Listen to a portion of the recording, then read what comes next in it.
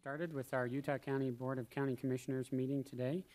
Welcome all those in attendance. We appreciate you joining us today. As is typical, we like to begin our meeting with a reading thought or a prayer, followed with the Pledge of Allegiance. We often look for volunteers to participate with us in that. Are there any members with us today who would be willing to lead us in a prayer, reading, or thought, and or the pledge? In the back, which would you prefer? Okay. And we have a volunteer for the pledge. Ralph, thank you. All right, if you'll come to the podium and state your name, and we'll get started. Thank you.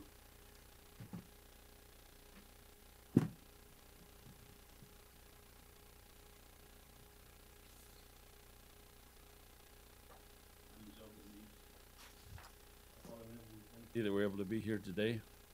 We thank you for the efforts that our public officials put forth to take care of the county. We ask you to bless them, help them in their efforts. We ask you to bless also those who are here with business, that they'll be able to be guided in the things that they do. We ask you to bless our country, bless the issues that we're dealing with here in our country now. We ask you to bless us each individually, and say this in the name of Jesus Christ. Amen. Amen. Thank you.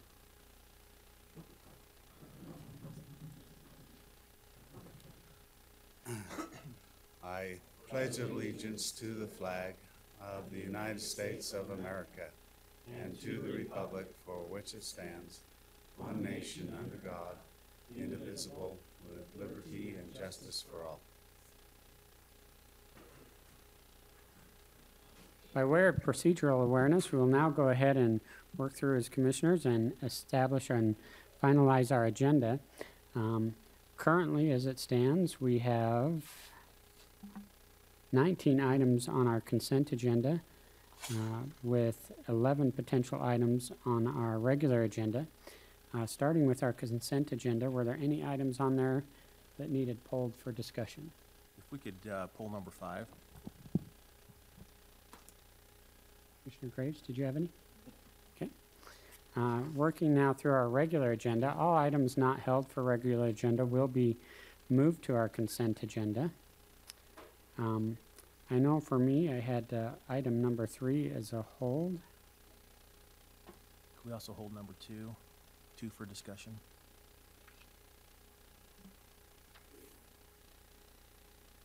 Commissioner Graves, did you have any? Nope, those are the two. Those are the two? All right.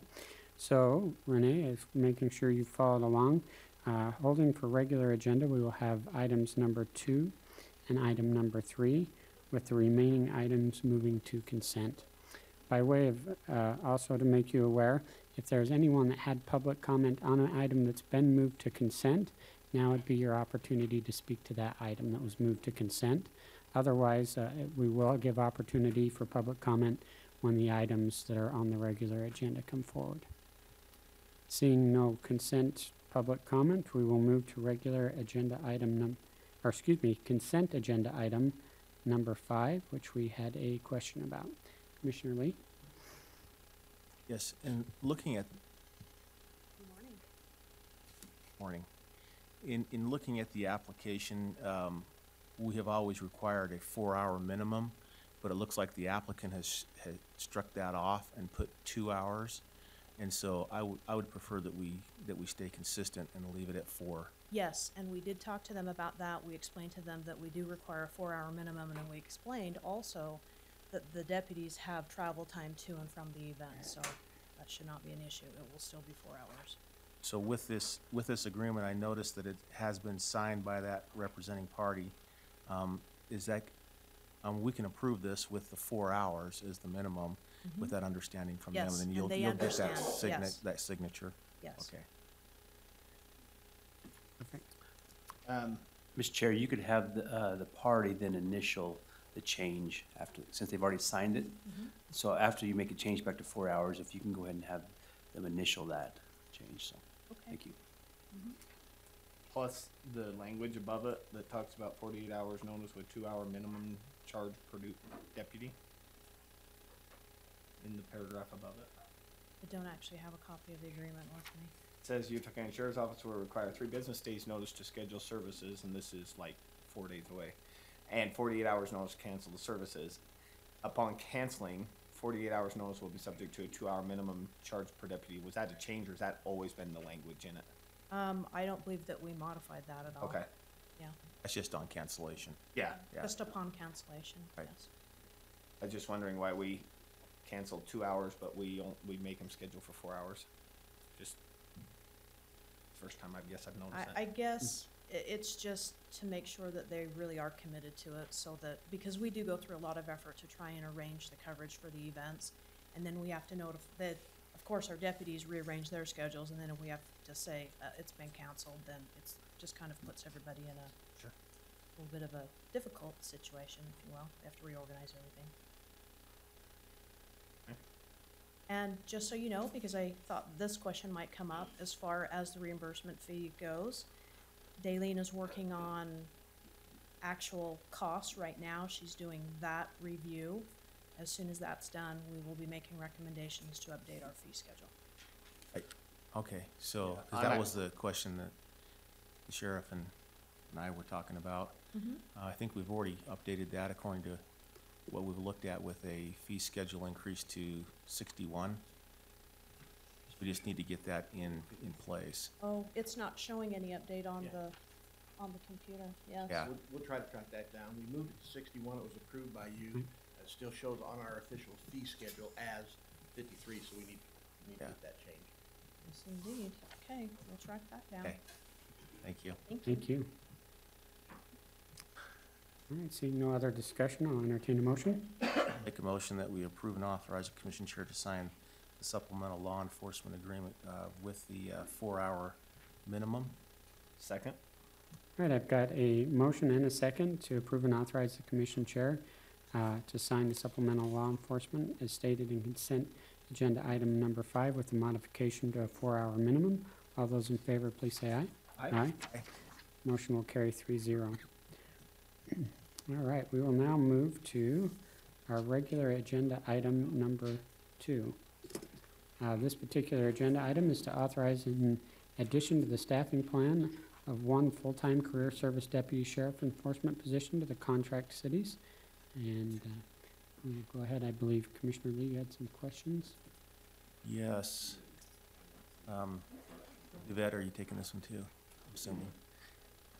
I just wanted to walk down through kind of the procedure of this, reading through both the documents that are on there. First, we have Vineyard is requesting that additional deputy, Yes. and in our contract, we've anticipated that, you know, that may happen, will happen. And so, what is, I haven't looked at the accounts, and so maybe you can walk me through it. The additional, the monies themselves, where are we, how is that coming about? How is that going to work? Yep, how's that gonna work? So we try to anticipate at least a full year in advance what potential growth there may be so that we can include that as part of our budget preparations. So in the contract cities account, the 9,200 account, the restricted account for cost center 152, which is Vineyard City, it was anticipated potentially 2 deputy 3s being implemented this year. So the money is there as a restricted item that we can move forward once the position is approved. And that's on our end. And then on the other end, the increase will just We'll be bill our, them. our billing Yes. as we normally do So it. as soon as the increase is approved, then we'll adjust the billing accordingly to include that additional person. Okay. Is this an additional car as well? All Um, of the startup costs, whole- yes. Whole Mhm, thing? mhm. But that's all factored into that price or that amount that we anticipated. Okay. Thank you. You're welcome. Any additional questions on it? Quickly, Sheriff Tracy, those are always put together as a unit, a weighted unit. So the cost of the car, the leather, the bullets, the gun, the handcuffs, everything, including wages and benefits, comes as a package, as a set amount for that year. And that's a weighted unit. So that, per 2 of those, are set in restricted funds in case Vineyard pulls the trigger on. That's bad. bad analogy, in case they decide to do that. Thanks, Sheriff. Thank you. All right, I'll make a motion if we're ready for that. Right, I'll since make we a are. motion that we authorize the addition of, to the staffing plan of one full-time career service deputy for law enforcement for the contract city of Vineyard. Second? All right, I've got a motion and a second to authorize the addition as stated in regular agenda item number 2. All those in favor, please say aye. Aye. Aye. Motion will carry 3-0. We'll now move to regular agenda item number 3. This is a continued item from last week's commission meeting to adopt or deny an ordinance to amend the county zone map for a mining and grazing zone to a newly created zone. There was a request made for staff to review some of the questioned parcels. This time we'd probably look to Bryce to address those particular questions, and we'll move from there. Bryce Armstrong, Community Development Staff. So as you recall, last week we the commission adopted a new G1 zone. And so this would be a potential application of that zone in a specific area.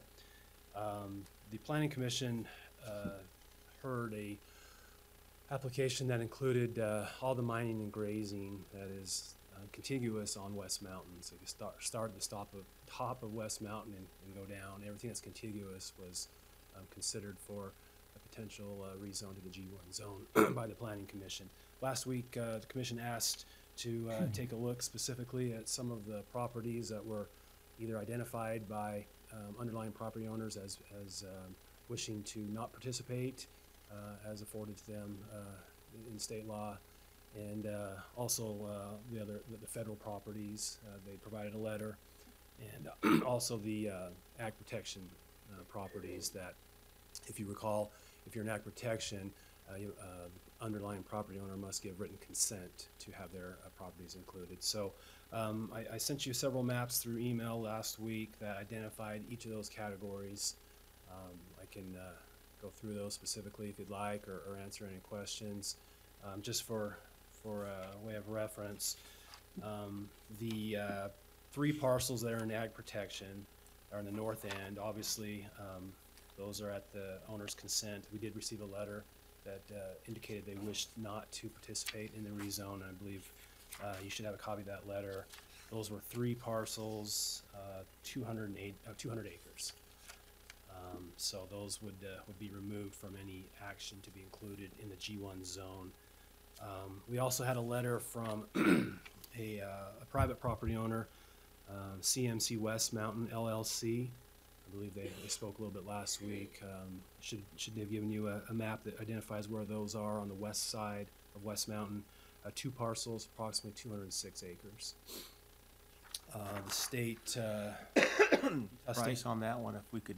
Sure. I don't see him here. I don't see Todd here. He did have some concerns, and I think, from my understanding and working down through that with you and with him, that we're going to be able to take care of the issue that he had with that leftover piece that was concerning to him. Yes, if you recall, he brought a creative little display that indicated some potential setback issues that would create a fin, for lack of a better word. The contract that he had did not contemplate what is allowed in the ordinance. Basically, if the ordinance says if you have bonding in place on both sides of a common property line, then those setbacks don't have to be adhered to. So even with this grazing zone implemented, he'd still be able to be taken care of, so he can mine all the way through. Yes, on all those I portions. mean, that there's he- some work that has to be done. Yeah, that yeah, we're we'd gonna have to amend the we're gonna have to contract and that come back to clean up. you. But, you know, as far as, it's on parcels that he's currently permitted on. Right. Sure. On the Utah, His parcel also isn't even listed in this anyway. There's no 29 listed. what do you mean, 29? If you look at the adopted ordinance based on the T8S section 29, that's not even contained in what would be rezoned. It should be in the legal, or the legal description of the Exhibit A. We identified every single parcel originally. and I'm it just was- going by what the yeah. commission published And on that should their be agenda. 8 south. That one might be 8 south, 2 east too, so. No, 29 on each. Okay, I don't of have them. that in front of me, That's so. what I'm going by. Don't have that in front of me, so. And then, Utah State Department of Natural Resources, those are, 4 parcels that the state identified, trust land parcels, that they wish to have not participate. Approximately, 1,205 acres. There is also the very furthest north, portion of the proposed rezone includes a state parcel of about 40 acres. They did not include that in their letter to not be included. I just wanted to include that by way of reference. And then finally, the United States of America parcels, federal parcels, approximately 23 parcels, approximately 8,116 acres. Obviously, the majority of West Mountain. Your map I sent you did, if you look on the very south, more southerly end, the map that I sent you kind of got cut off, but there is a parcel that was identified in the acreage in the number of 23, but was not highlighted. That's contained in section 15. And I've got some updated maps that show that, so. On the 9 or the 8? 9 south, yeah. Okay, so this is what I show is not in question based on what's published on the commission agenda. Because 29 is not published, otherwise, but it would still be. In the T8S section is 10, 11, 14, 20, 23, 26. Not questioned. In other words, if we made that change, no underlying property owner has made an objection. In the T9 section, 2, 11, 14, 22, and 23. Those are the only sections remaining that aren't in dispute. So Based those, on your map and based on letters. those references were for reference only. When we sent out property notices, we sent out a map and we identified every single parcel. Right. And so, you're right, that section 29 was left off in the general reference of what sections were considered in general, so. But 29 is not just CMC. There's another party that also shares in 29's request to not change that. Sure, yeah, they have been requested, so. But all those parcels were identified as far as being subject to through property notices and So, deeds.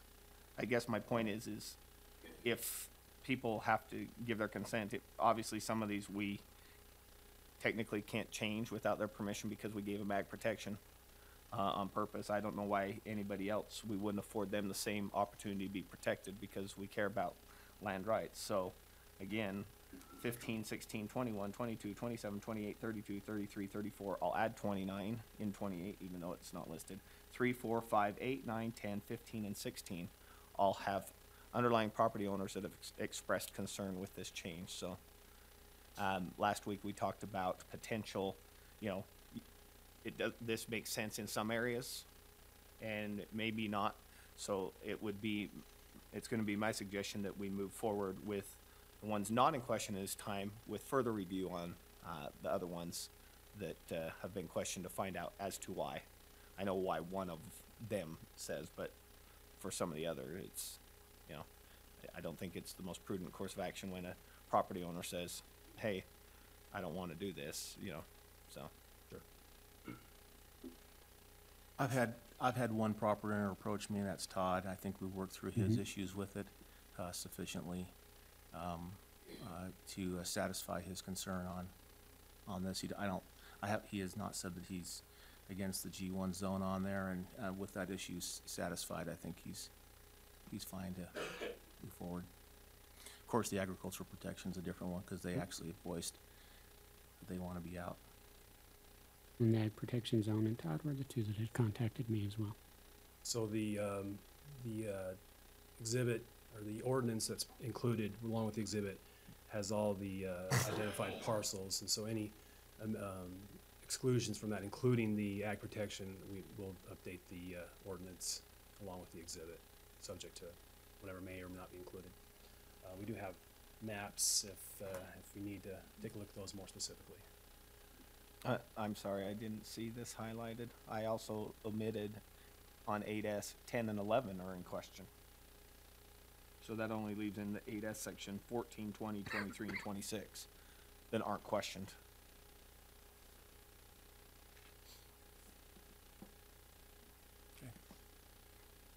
Bryce. Thank you. At this time, we will open this particular agenda item to public comment. Again, we'd invite you to come forward, state your name for the record, and if we could, we've heard a lot of comment on this, and we've greatly appreciated it. Today, we would like to hear any new comment. If you have something that's new or pertinent to this, we would love to hear from you at this time.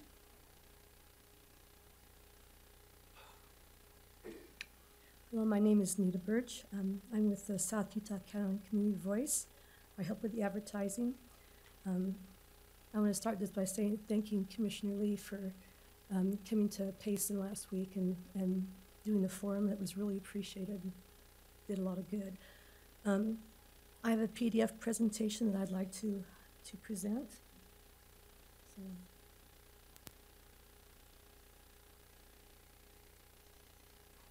No. Okay.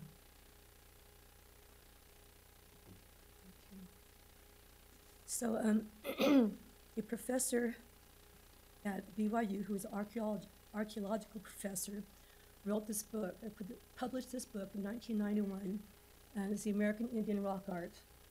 And he has had several articles on, not several, but some articles on West Mountain. Those are figures that he drew from spots on West Mountain near Lincoln Beach. That's the example of a butterfly on one of the rocks. It's not easy to see on the rock, but that's why you have to have a person archaeologist who knows what he's looking for. There's a magazine called Ancient America that had a very substantial article in it about the historical value of West Mountain. And this is one of the pictures that was on it. I can't put the other ones on it because it showed the spot where it was actually at, and we can't show where it is.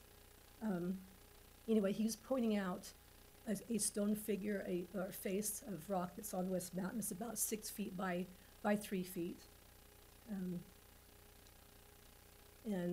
This is, so Larry Liston went on a field walk with the professor, and the professor explained the different petroglyphs. And this one is an archaic one, which means it's thousands of years old. This was one of the tombs on West Mountain.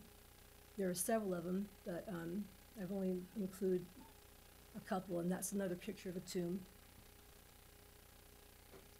This is a rock on Machu Picchu. And Larry Liston was stunned to when he saw this rock on West Mountain that looked just like the one in Machu Picchu. We don't know the significance, but we know it's very important. You can actually see the carvings on it of it having been the edges. This is the Indian petroglyph that's on West Mountain that Steve Asserson, who's the president of the Utah Rock Art Research Association, took. And most of these pictures are from Steve Asserson. There's another one.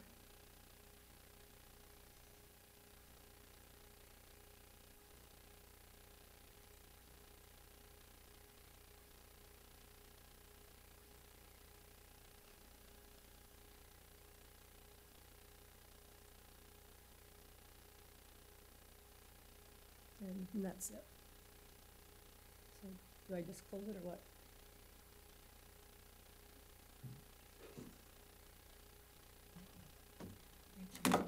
Sorry. So I'm really hoping that you can see from these pictures that there is significant Indian history, and it's not just Indian history, there's archaic history on this mountain, and to please protect it. And there's a New Mexico case study in January 2014 on the environmental impacts of aggregate and stone mining conclusion. The conclusion was that mines should not be allowed to operate near Native American sacred sites, residential neighborhoods, historic rural communities, or in areas where the resulting scar would ruin a scenic view. And there's the Archaeological Resources Protection Act of 1979, the Antiquities Act, the Natural Historical Preservation Act of 1966. So to be consistent with these federal laws, please vote to rezone West Mountain back to grazing. Thank you. Thank you.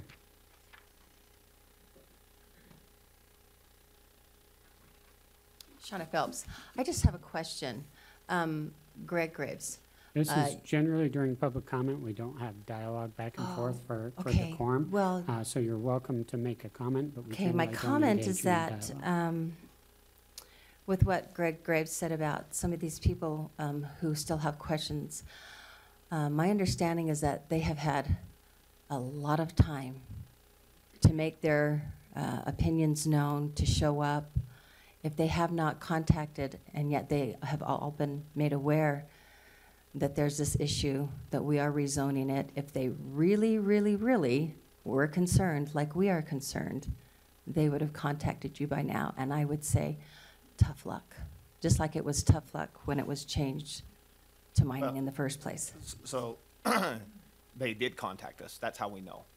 Now, whether they Had they show up shown at up commission since? meeting, And Commissioner Graves, again, public comment, right, but so I keep mean, decorum. it'd be ludicrous to not address your keep concern, decorum. because you have a real question.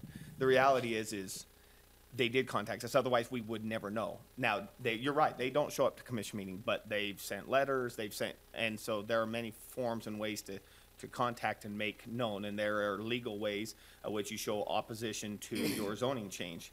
They have met that requirement. That's what they did. Now, we don't have to like it. It doesn't matter, but they did. You're right, they didn't show up here. Nobody from the United States government showed up here to say, we oppose this. They just sent a thing and said, we oppose every piece of land that we own out there from being changed. So, And Mr. Chair, I did have a representative from BLM come and talk, work down through the issues, and I think we're satisfied. I'm satisfied as to where we're at. Right. My conversations with BLM have been similar. Couldn't tell where the speaker was. You're going to be beaten to death with rock art today. Again, please state your name for the record. My name's Lana Creer Harris. I represent myself and the Lauren W. Creer Trust. I have actual photos. May I hand them out, or should Yeah, if you'll hand them to Renee, she can bring them to the bench for presentation. see you again? These are actual photos from, and they're numbered, from the mountain. And it's nice to talk about them in the abstract, but this is the concrete. And number one photo, the art is at the bottom of a boulder, and therefore the boulder has been rolled. The tall berm behind the rock art is the edge of the mine. So that's how close this rock art was to the mine. Number two is a representation of the intricate and involved petroglyphs that are on West Mountain. And if you notice, some are very, very faint.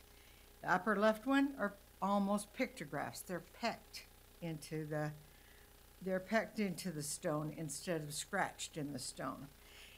Somebody spent a great deal of time in their life to leave this message, and most of us don't know what the message is.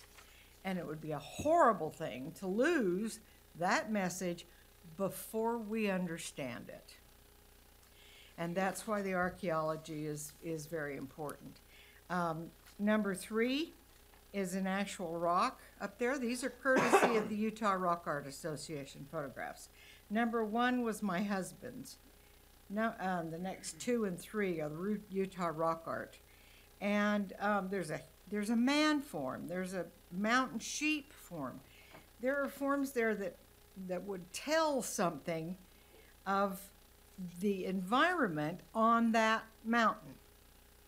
And number 4, the coil, or this concentric circles, indicates water in almost every description I've ever read of rock art, and I read a lot. The one other thing about this one is this rock art is covered in lichen. And well-meaning and ill-informed people might try to remove that lichen when it will damage the rock removing it. When you find these things, you just leave as is. And so this green patch, this lichen, needs to stay there. And I don't know what the other forms are, but I do know that that circular form is very commonly water. The last one is the interesting one, is number 5. This boulder is the boulder that the owner of OMAG, Al McKee, moved out of the way before the mining began. And he told me that personally, and this is a photo of my husband's from the day we did that. The reason I was talking to Mr. McKee is I ran the newspaper in Spanish Fork for quite a while, and he knew me, and after I retired, I'm a freelancer, and he hired me to write for a mining magazine, and took us up there and showed us this rock art that he had moved to save. Now, I know Al. Let's just put it there. And I understand Al, and I lived in a mining town for nearly 20 years, so I get that. But I wanted you to see what could be in the middle of the mess that the mine will create. I mean, there's no way not to. When those guys start yelling, fire in the hole, they're not kidding. Stuff flies. So this is highly vulnerable, and the rest of the rock art, there are over 70 sites up on that mountain. And it's really easy for people to look at West Mountain and discount it because it isn't scenic. It is not snow-capped. It doesn't do anything to grab you. But the Paiutes and the Goshutes used it, and there are edible plants on that mountain. There are, of course, edible animals. I kicked a couple of squirrels out of the way so I could sit on a rock.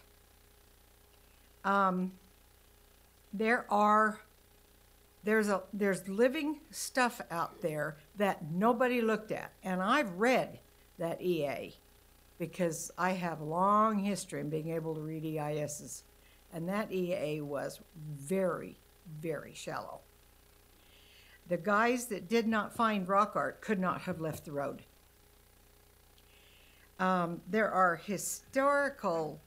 There's historical value on that mountain from the pioneer days. Frank isn't here today. Frank Koenig's Ludlow relatives, and my side didn't run sheep, but there's another side of the Larsons that did.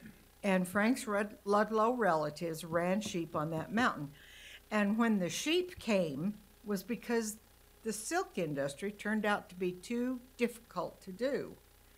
And Brigham Young needed to bring in income for the families. So that's where the sheep came in, and they are extremely important, and there are foundations and an old well from the Ludlows up there on that mountain. Bird watchers go up there all the time, and they see things like the rarities they post. Now, I was up there and I didn't see the scissor-tailed flycatcher, and I've already seen one, but it would have been a nice way to see it on the mountain. And it was on the mountain by being blown off course from Oklahoma. So there's an air dryer there that we don't take into account. There are a lot of things there that we don't take into account. And it was very easy. Do you need these for your, okay. You're very welcome, dear. There are a lot of things that have been just not taken into account, including the people who live there and breathe there. And I personally Again, live just in in the Leland. interest of time, I if we could have wrap up. Okay, my family has land in Benjamin. We have a dog in that dust fight as well. So we urge you to recognize the import of the West Mountain and the import of the people who lived there and who live there now. Thank you.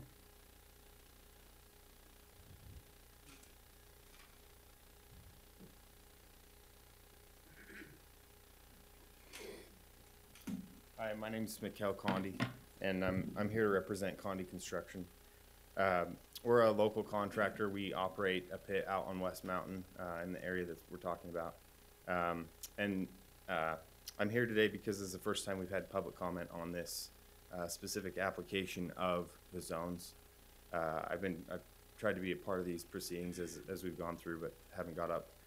Because I understand the dilemma between trying to preserve agriculture. I was born in Springville, raised there. I still live there on a farm, and appreciate the agricultural our efforts to protect that.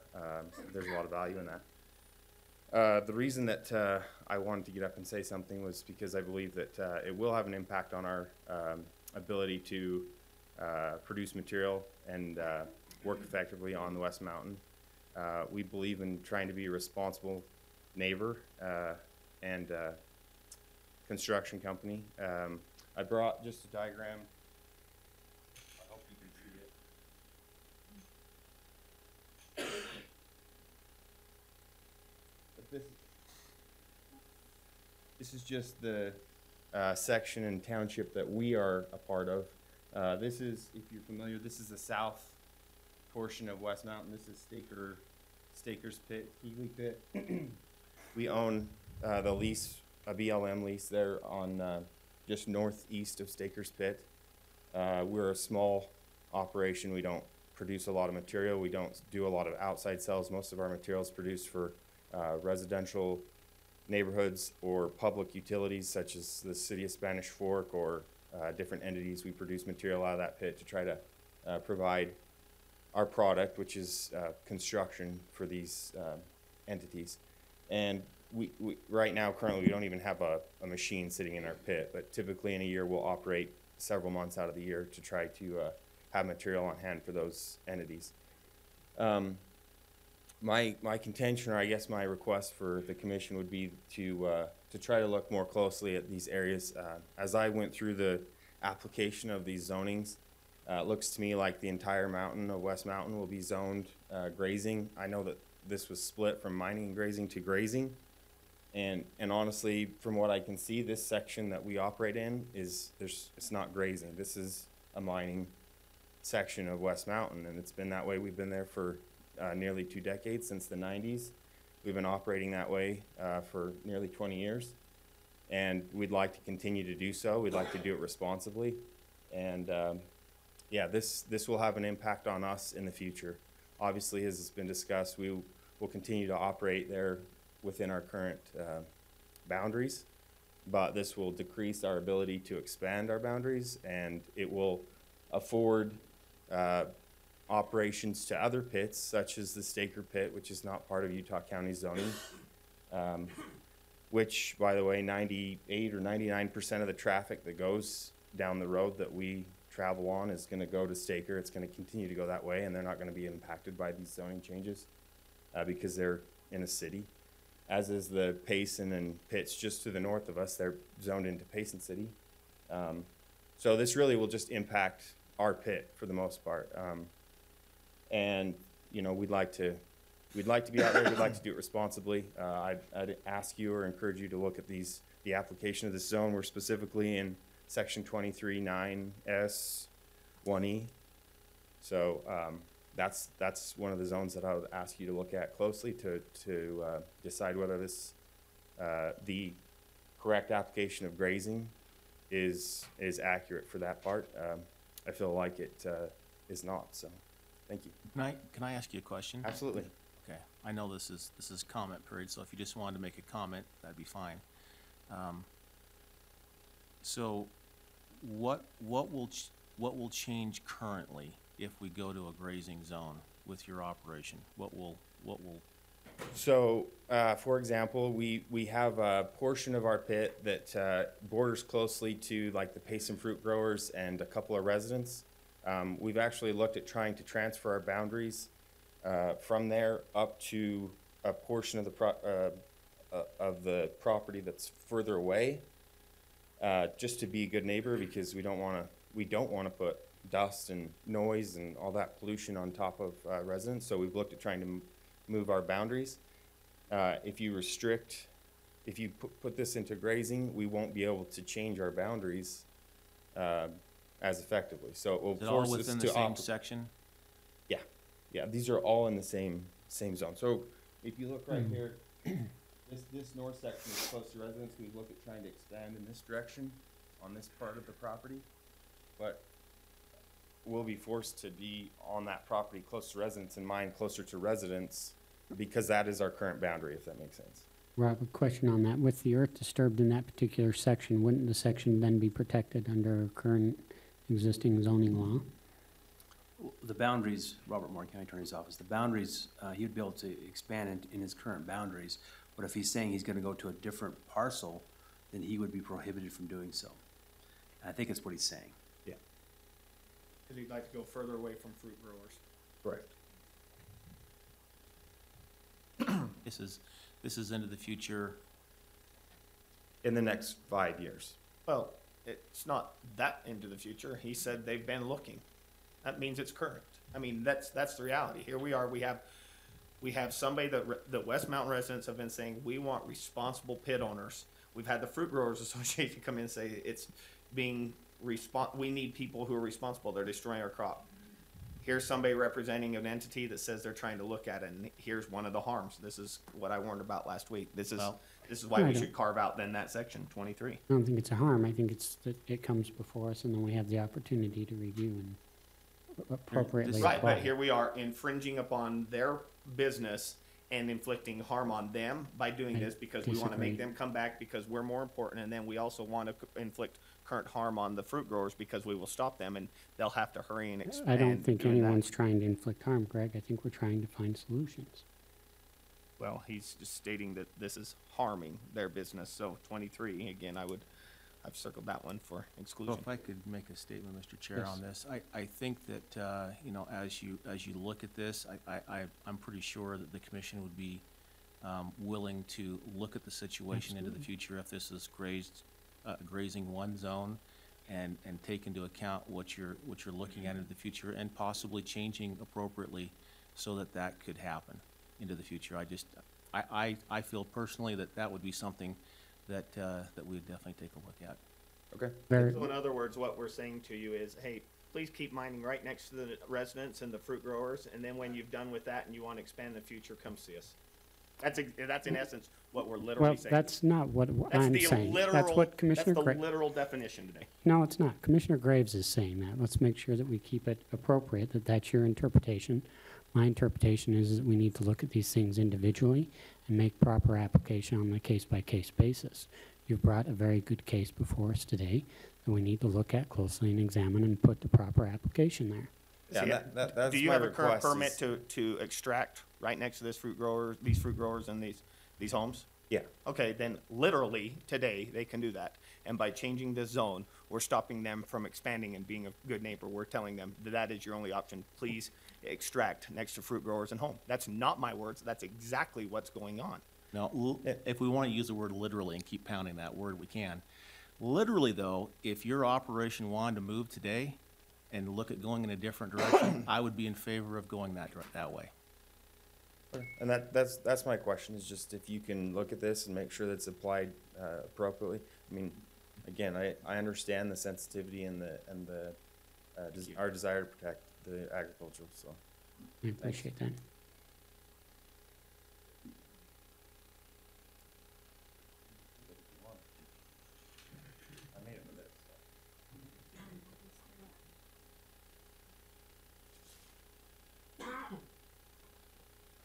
Hi, my name is Robert Stevens from Provo. Renee, that's Stevens with a V.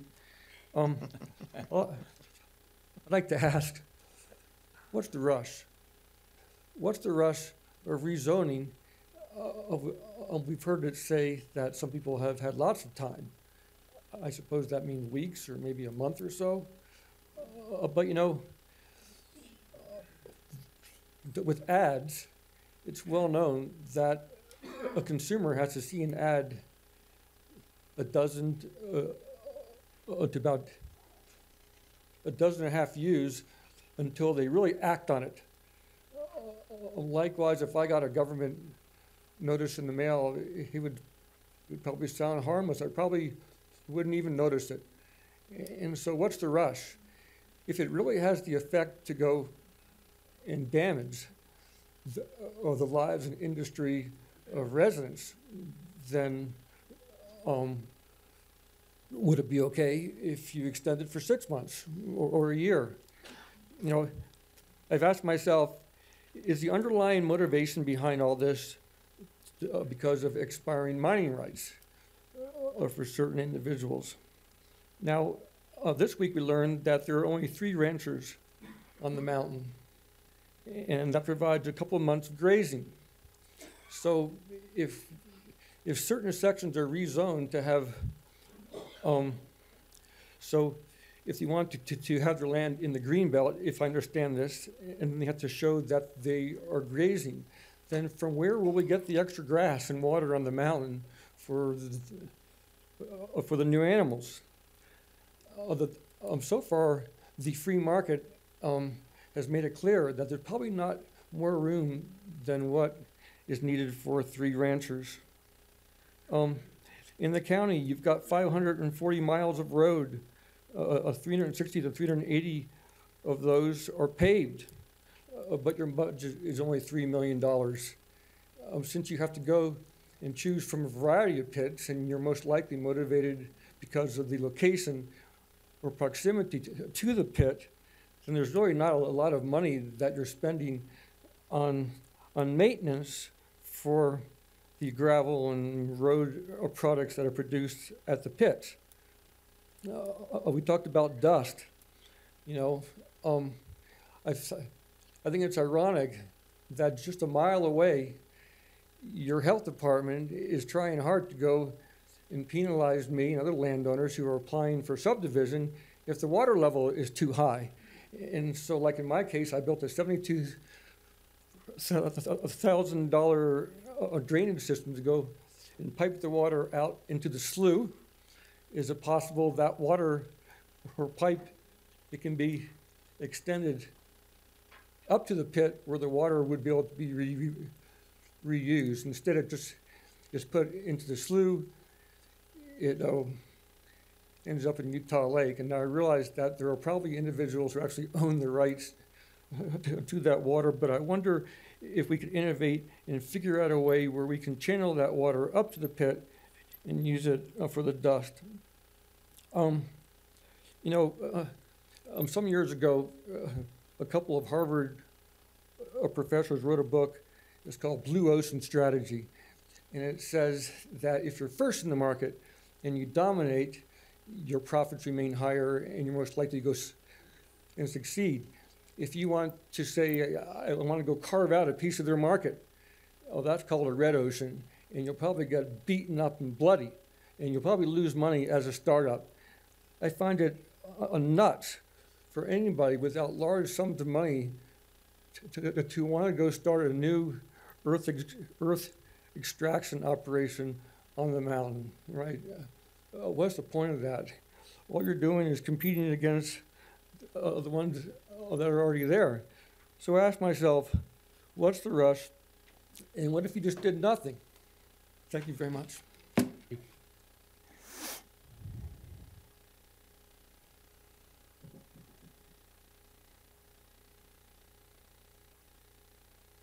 Julie Sainsbury, also representing South Utah County Community Voice.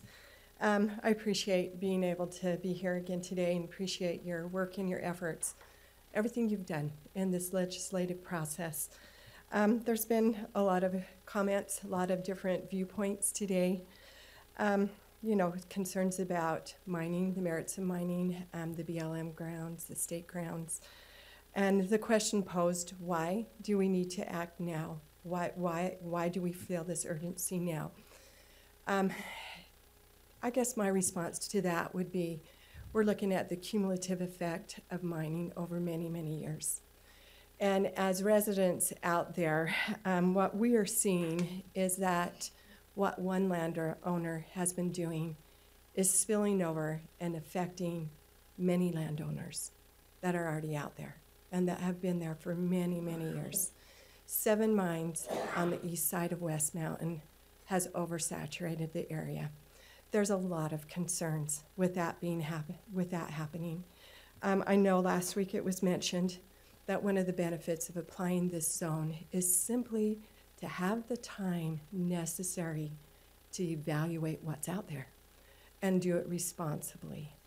If the zoning is not applied today, we have got other mines that can come in. And then when the zoning perhaps does change, they're grandfathered in.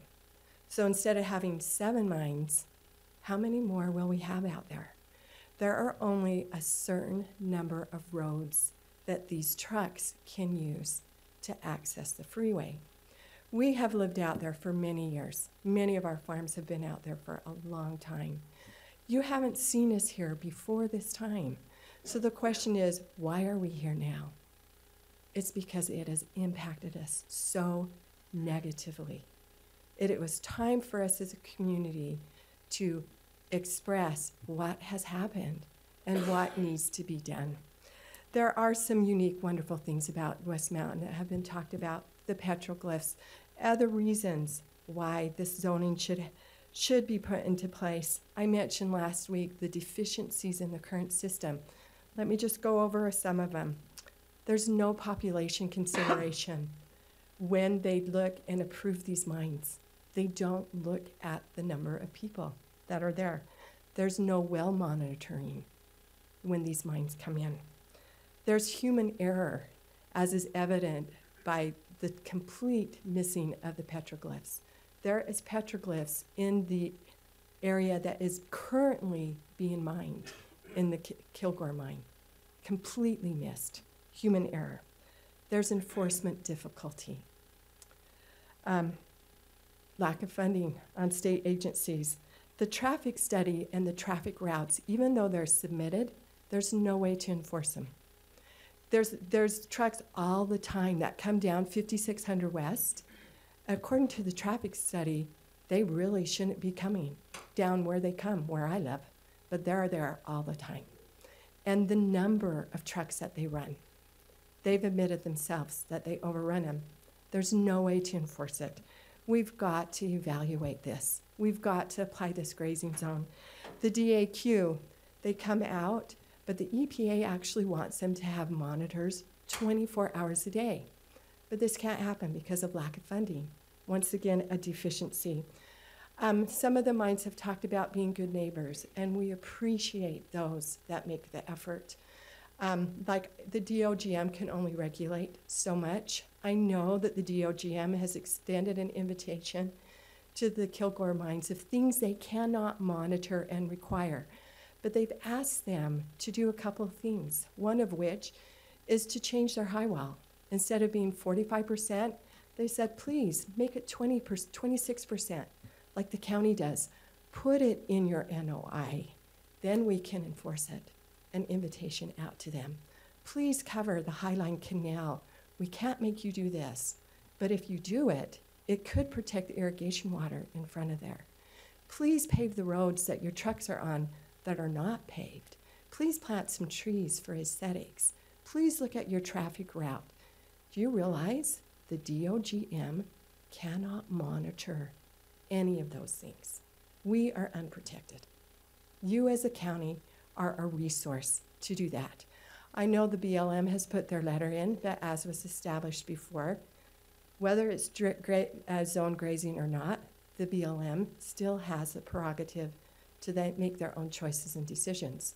So zoning it grazing does not hinder them in any way.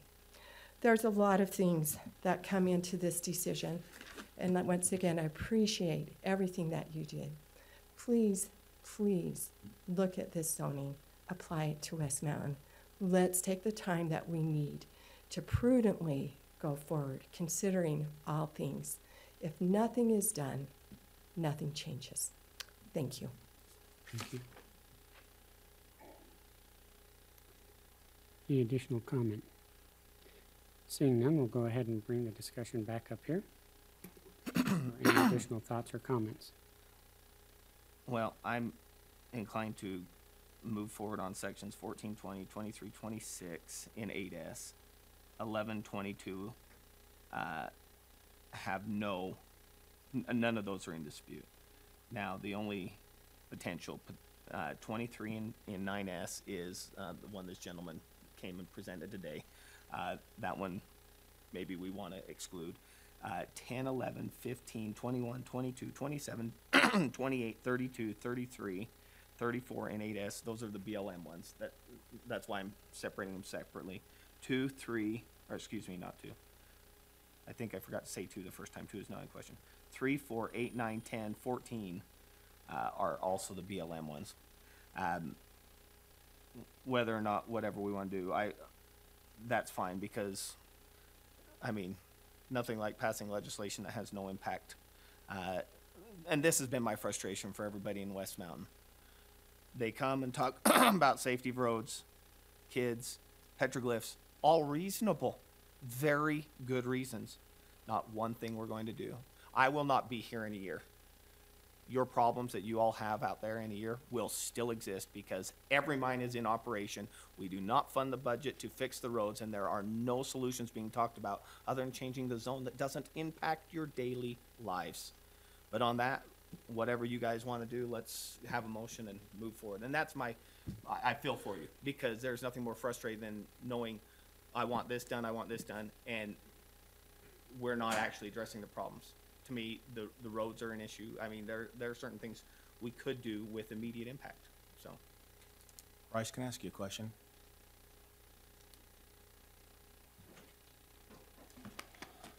With the agenda that we have up here, and it's been alluded to that 29 is off this, what is missing from our legal description on this if it was to be passed according to what was written? What would be off, or what would need to be said in the motion? And I personally like to exclude those that are in the ag protection. So what, if you could kind of work down through that with me so I could get a grasp or an understanding for sure of Well, what I think it it would would the easiest to reference, it depends on how broad that we want to exempt. If we want to, they're just certain parcels, then it's going to be easier to identify the parcels, because the ordinance has a legal exhibit that identifies each one by Sections. parcel. Rather than a section. Right, Yeah. right. And so, Okay, but a well, lot of times the parcels are sections, the big Sure. parcels. Well, And So yeah, the the 200, BLM ones. the 200 acres that we're talking about with the, TMC West. with the ag protection. Oh, yes, South Shore Farms. yes. Those will be, How would- will out no matter what, because the owners do not consent. And so we'll pull those 3 parcels off of the legal description as identified by parcel numbers. Robert Moore, County Attorney's Office, yeah, the ag parcels, the ag protected parcels, by statute, they can't be in, so. Right.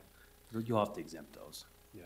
The other thing, while we're talking about this, I may want to mention that the CMC West parcels, as I understand, and looking at their letter, they requested to have their 2 parcels out, and then also the BLM piece to the east.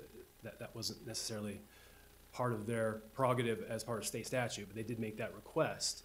So did the BLM. Right.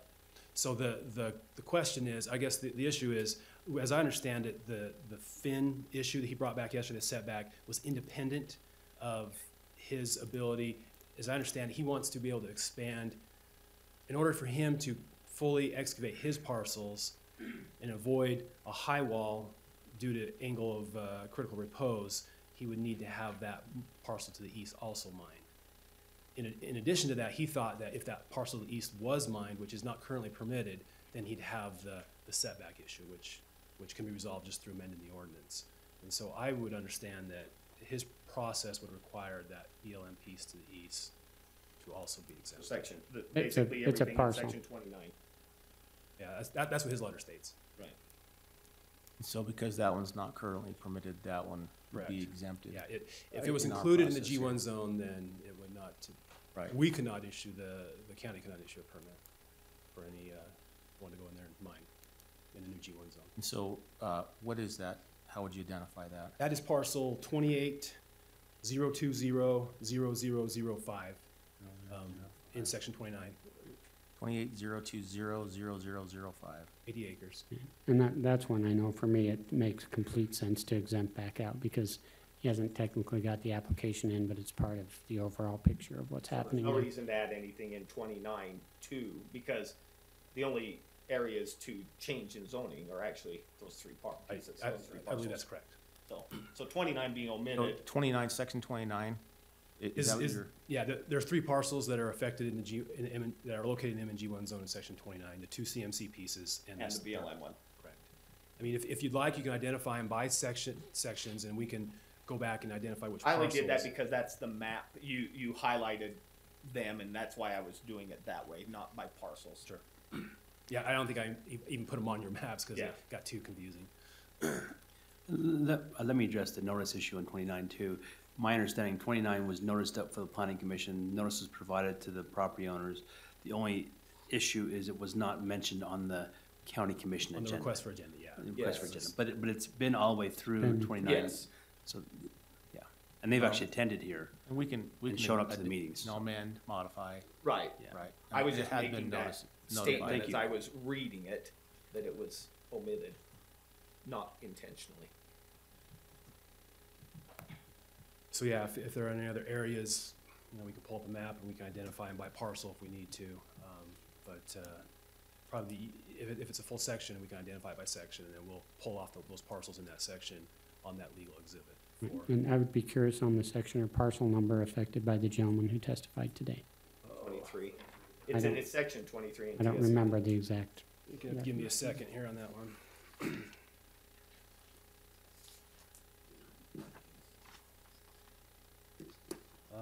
I would imagine, man, there are several parcels in 23. There's 29-020-0020 and 29-020-0026.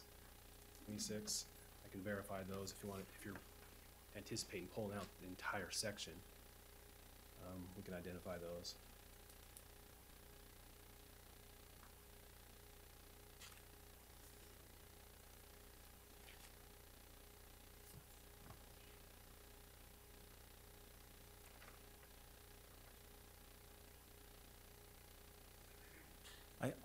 I love that thought, especially moving it away from, the fruit growers. I think that's advantageous. I don't know if it's 5 years, and sometimes 5 years stretches to 10. Could be, I don't know what that means. It's hard to predict what's going on in the future with it. I think personally, for me, looking at what we're doing here with CMC, which is pretty evident what they're trying to accomplish, it would almost seem advantageous for us to continue the path that we have, but with an understanding that when this actually becomes reality or really close to a reality in which there's applications and so forth that are ready, that we could take a look at it and find a way to accommodate. We may need to, if we want to verify parcels, it might take a second to make sure we're. I just don't understand why you pass an ordinance, make a change to zoning, pass an ordinance, and then say, but we want you to come and present plans because we're willing to modify it if somebody comes and presents a plan. That's what we're saying. We do that all the time. There's Yeah, nothing. but we don't that's change not an ordinance. uncommon. We don't change it to do that and then go back and say, oh, well, we're gonna, That means we're stuck with what we have forever. We don't ever modify, change, or. I think it's just trying to be representative of the people and protect the property rights of the individuals. It's trying to find that balance. Right, but the property owners and all those sections have said, please don't change it. So.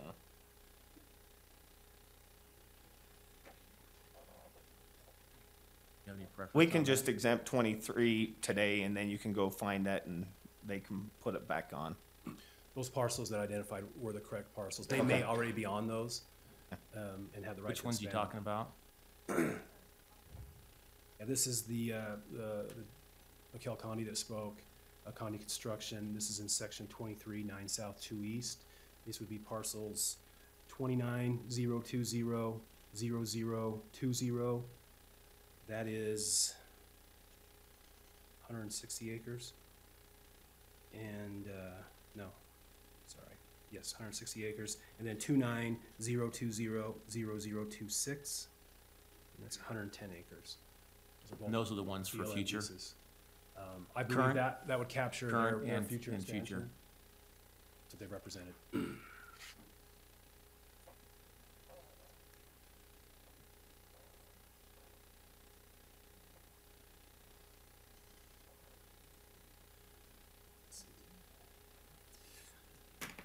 They have indicated there may be the ability to expand to the west on parcel 29,019,0017, portions of which are in the county and portions of which are in Genola City, I believe.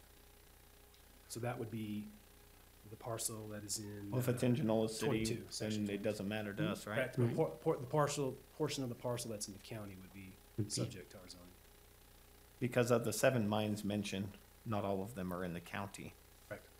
In fact, only 2? Oh, I think about 5. Oh, the other way, 2, 5 the other way, okay. Thank you, Bryce.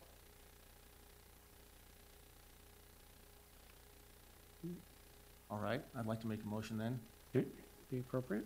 I'd like to make a motion that we adopt the ordinance and amend the official Utah County zoning map from the mining and grazing zone to the G1 zone, the grazing zone, for the properties listed, and that those properties that have been notified and identified, excluding property, except for those, obviously, that we have to pull out for ag protection, and 28,020,0005, and also properties 28,020,0026. There's a 20 and 29,019,017. I think those are the correct ones. If it's not, it should be. Is there any? The very first one you mentioned was the BLM piece to the east of CMC, as I understand. Do you also want to exclude CMC? Yes. Yes. So those are parcels. Yeah, that's the one just east on that, Yes. that wedge piece that we've been That's talking the about. parcel that Yes. ends in 5. The other 2 parcels are 28,020,008 and 009 for CMC pieces. And the 008 and 009 are the, CMC. They're are the CMC. CMC ones, Correct. And the 5 is the one to the east. and the 5 is the one to the Yeah, east, and then the yes. 3 that you identified And with. the Connie. 3 that we're talking about over here are eventually moving away from the orchards. Any reference to the Sitla preference? No, that's, nope, that's my motion. I'll second it for moving. I have a motion and a second to adopt an ordinance to amend the official Utah County zone map with the noted changes. All of those in favor, please say aye. Aye. All those opposed? If there were a stronger word than no, I'd use it. No. Noted. Motion carries 2-1 with Commissioner Graves in dissent, Commissioner Lee and Commissioner Ivy in favor. Thank you for your efforts. Please don't. We've heard them 80 We're okay. times. Just get with You Bryce. have a nice audio, you have a good audio on Bryce. We will now look at moving towards our closed sessions. We will not need regular agenda item number 8. Move to strike regular agenda item 8. Second? A motion and a second to strike regular agenda item number 8. All those in favor, please say aye. Aye. Motion carries 3-0. As a note, if you are leaving, please make sure you sign the roll at the back for us. We'd greatly appreciate that. I move that we approve and set a date, time, and location for closed meeting for strategy session to discuss the sale of real property, water rights, or water shares previously publicly noticed for sale. Today's date at this location following completion of regular agenda items. Second? I have a motion and a second to approve and set a date as stated in regular agenda item number 9. All those in favor, please say aye. Aye. Aye. Motion carries 3-0. Move that we approve and set a date, time, and location for a closed session to discuss character, professional competence, or physical or mental health of an individual or individuals for today's date. This location following completion of regular agenda items. Second. A motion and a second to approve and set a date, time, and location as stated in regular agenda item number 10. All those in favor, please say aye. Aye. Aye, carries 3-0. Move that we approve and set a date, time, and location for a closed meeting for a strategy session to discuss pending or reasonably imminent litigation for today's date at this location following completion of regular agenda items. Second. A motion and a second to approve and set a date, time, and location as stated in regular agenda item number 11. All those in favor, please say aye. Aye. Aye. Motion carries 3-0. Is there any general public comment? Seeing none, we will move into our closed meetings. Thank you.